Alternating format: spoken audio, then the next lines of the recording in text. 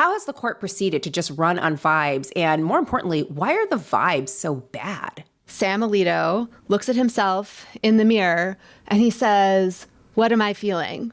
And then he channels those feelings and writes them into the pages of the U.S. reports. So he is literally making his fifis, as well as the general zeitgeist and atmosphere on his private jet trips with Peter Singer, into the law. As to how we got here and why are the vibes so bad, I mean, how we got here, the Republican Party and conservative legal movement managed to perfect a selection system where they could literally find someone with zero principles and was a total hack and would be willing to do all of this. And that person was Sam Alito, as well as a few others.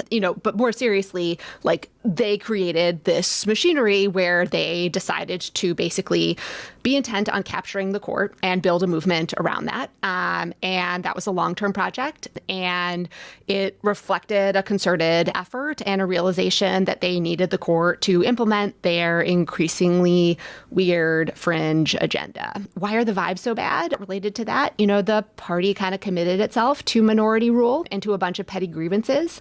And so when that is kind of like the organizing principle of the party, that it's basically a retribution campaign against anyone who doesn't agree with them, then they selected people who were kind of open to that idea and put it into the law. And that is how we got to a place where the Republican-controlled Supreme Court is all in on the project of let's repeal the 20th century, taking us back to a time when the country probably wasn't that great, at least for people who aren't part of the modern Republican coalition. Okay, so Leah, the title of the book is Lawless, and you argue that the court's conservatives are, in fact, lawless. But you also demonstrate that they are only in some respects and sometimes actually lawless, right? They actually do love rules when those rules can be used to disempower others. So there is this very selective legalism that you identify that is really one of the key tools of this conservative court.